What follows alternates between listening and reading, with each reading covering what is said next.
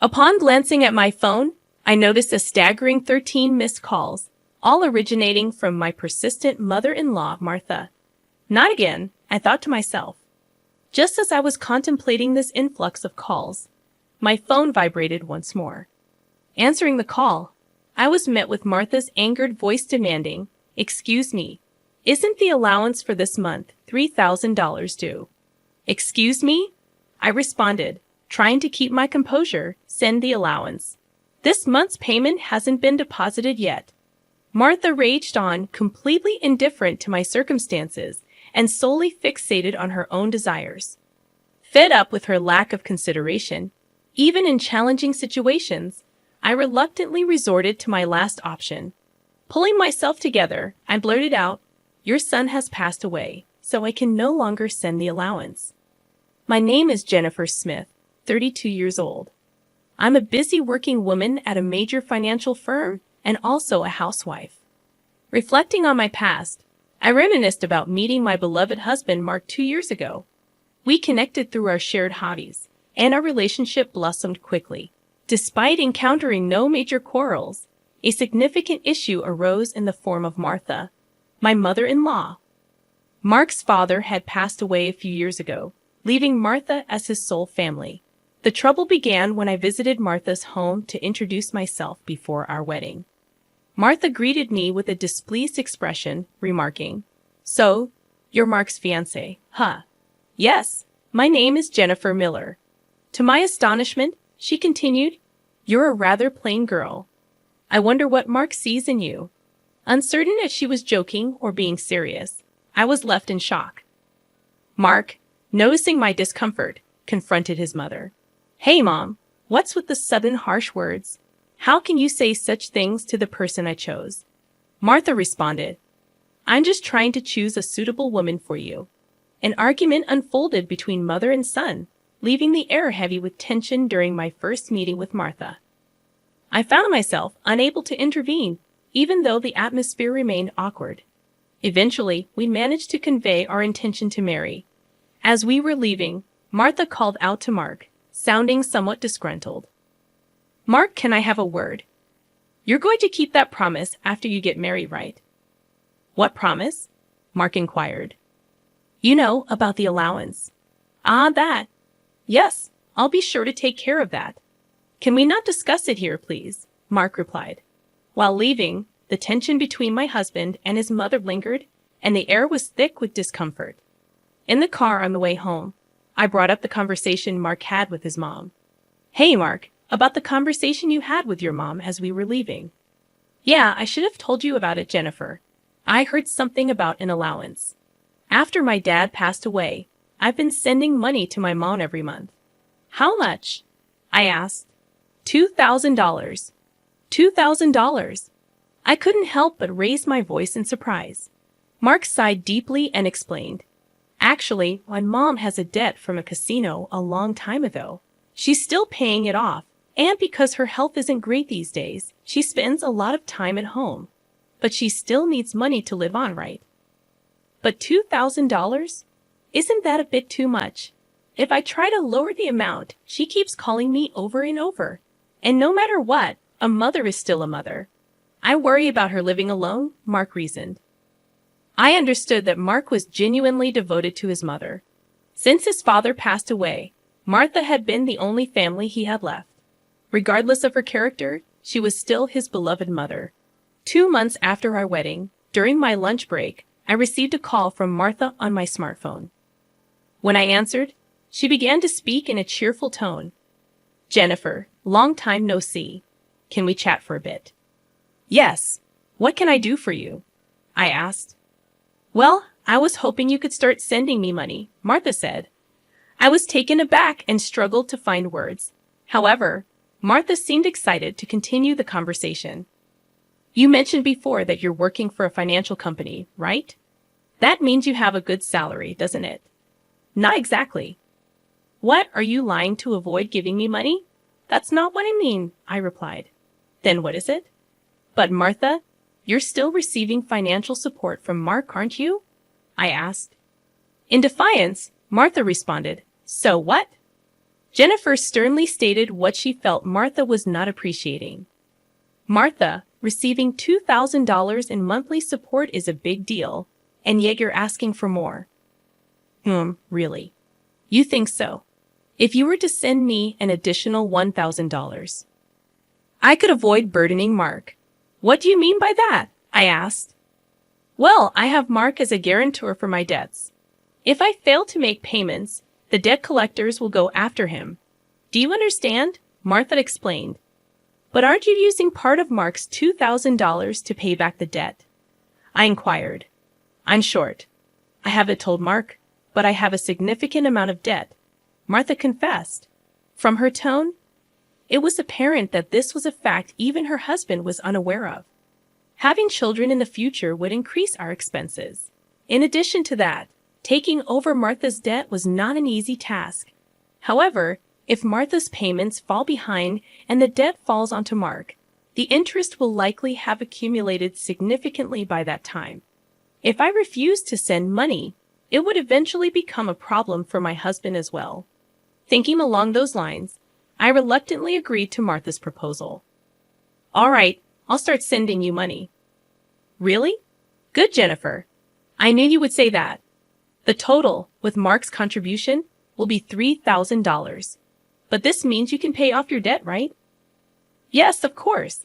I should be able to pay it all off in about a year. You promise, right? You'll make sure to pay off all your debts. I get it. So I'll be expecting it from this month onwards. Martha concluded the call abruptly. Physical exhaustion from work combined with this emotional burden only added to my stress. $1,000 a month, that's going to be rough. But it's also to prevent future problems for us. After all, if Martha can't make a living, it will upset Mark as well. That night, I promptly reported the matter to my husband. He told me I didn't have to do this, but I had already given my word to Martha, and it was a decision made for our future well-being. Mark expressed his gratitude and understanding, even as he maintained a sorry expression throughout. Time flew by, and 2 years have passed since then. The financial aid we thought would end in a year is still ongoing, and even now, we are transferring $3,000 every month to Martha. What's more, about 2 months ago, Mark fell ill and has been unable to go to work. He's on sick leave, so he's receiving disability benefits, but it's a mere pittance compared to his previous salary. Last month, I managed to transfer $3,000 to Martha from my savings, but it would be very challenging if this situation continues. Unbelievably, Martha has not once come to visit her sick son. We have informed her of his hospitalization, but she doesn't show up to see him and only contacts me to ask, "You're still sending the money, right?" I was so furious that I decided to address the issue with Mark. Mark, listen. Don't you think it's wrong that Martha is only concerned about money, even though you're in such a state? We need to think seriously about what to do going forward. Yeah, I've been thinking the same thing. I don't want to put more strain on you, Jennifer. This month, too, she's been bombarding me with calls and messages, asking if we've sent the money yet. Are you serious? How can she only think about money when her own son is sick? Mark expressed his anger towards his mother, his face slightly worn. Then, as if he had an idea, Mark exclaimed, "That's it," and wore a sly grin. What is it, Mark? Well, this is our last resort. I've come up with something good. For your mom. What? I was curious but cautious. Mark suggested a plan that I could never have imagined. Although it could be called inappropriate, it seemed to be the only way to make Martha understand. A few weeks later, Mark was discharged from the hospital. Martha didn't reply to any of our messages, so we didn't inform her about Mark's discharge. In the last 2 weeks, Martha had been relentlessly demanding money, displaying no concern for her son's well-being. While Mark and I were enjoying a cup of tea, a message came in on my phone. Upon checking, I found 13 missed calls from Martha again. As I thought, my phone vibrated again. It was another call from Martha. Hello, I answered and turned on the speaker microphone so that Mark could hear. Martha started shouting right away. Listen, where's the $3,000 for this month? Excuse me, that's right. The money for this month hasn't been transferred yet, I replied. Do you realize Mark is now? I don't care if he's in the hospital or whatever. It's none of my business. You're working at a good place, right? You must have plenty of savings.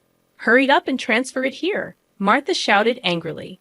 Eventually, she said something unbelievable. Listen, since you married Mark, if he can't pay, you have to pay me. Understand? If you refuse, I'll make you the guarantor. Got it? At that moment, something inside me snapped. She was displaying her desires openly without considering our situation at all. I had reached my breaking point with her. She didn't even try to reflect on her own actions. Now, I had no choice but to resort to the last resort. I firmly declared into my smartphone, Mark has passed away. I can't send you any more money. At these words, Martha blurted out in bafflement, what? Yes, this was the last resort that my husband suggested. Lie to Martha about Mark's death and observe her reaction. If she showed any sign of sadness, if she reflected on her behavior and apologized, we would continue to support her financially. But if she didn't reflect, if she demanded money, we would sever ties completely. Deep down, I knew it was time to confront Martha's blatant disregard for the well-being of her own family. I believed that even someone as money-driven as Martha would deeply reflect on her actions upon hearing that her own son had passed away. However, the very next moment, Martha burst into loud laughter. What's so funny? I questioned. Well, isn't it obvious? If Mark is dead, that means his inheritance will be distributed to me too. Excuse me, I've been looking into it since I heard that Mark was sick. Listen here, 2/3 of Mark's assets are yours, but 1/3 is mine. I was at a loss for words. I never anticipated that when she first heard her son was sick, she wouldn't look into treatment, but into how the inheritance would be divided. My anger surpassed. I was simply dumbfounded. My husband seemed to feel the same way, and as our eyes met, he slowly nodded. This was the signal to continue with the plan. Once again, I said to Martha in a strong tone, Martha, did you hear what I said? Mark is dead. I heard, what about it? Aren't you sad your own son passed away before you? Martha replied nonchalantly, you just make sure to send me some. I won't let you get away with not doing it. With a click, the phone line was cut off, and a dial tone echoed. I glanced at my husband and saw that he was shaking, his face red with anger. Mark, are you okay? I asked. My husband looked into my eyes and said, I'm cutting ties with her. She'll likely come here eventually, demanding money. Let's wait until then, okay? But are you really okay with this, cutting off ties just like that? Yeah, I have no regrets. After that call, she's no mother. My husband's eyes were filled with hatred, and I felt the same way. A person who only thinks about money over her own son's life is not family to me. A few days later, as expected, Martha came to our house. For the time being, I decided to hide my husband in the next room and deal with Martha myself. Martha approached me with a face like a demon. Hey, give me Mark's inheritance right now. Again with that, anything else to say?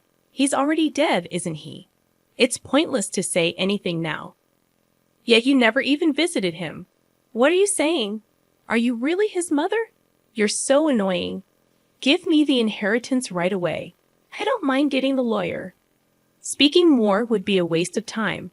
Just as I thought that, my husband emerged from the next room. Seeing him, Martha let out a startled gasp as if she had seen a ghost. Mark, why weren't you dead? Long time no see, Mom. Sorry, but the news about my death was a lie. A lie? How could you be so disrespectful? I wanted to confirm your true nature, Mom. I was curious about how you'd handle the allowance if your son died, but you turned out to be a gold digger, just as I suspected. I understood perfectly. What? How dare you call your mother a gold digger? Silence. I'm cutting ties with a toxic parent like you. My husband's angry shouts left Martha with her mouth agape. She couldn't come to terms with the fact that her own son was severing ties with her. What does this mean, Mark? She stammered. It means exactly what I said. I can't consider someone like you as my mother. No way. What about the allowance? Do you really think I would? You're on your own with the debts. We're moving. Wait, please. If you do that, what about my living expenses? Teary-eyed and pleading, Martha reached out to my husband. He forcefully shook off her hand, looked at her coldly, and said, I don't care about your living expenses. You have been living off us without even a single apology. I really understand your despicable nature now. Don't you dare show up in front of us again. No, wait, Mark. Are you going to abandon your mother? Ignoring her words, my husband grabbed Martha's arm and dragged her to the front door. He threw her shoes and bag outside and chased Martha out of the house.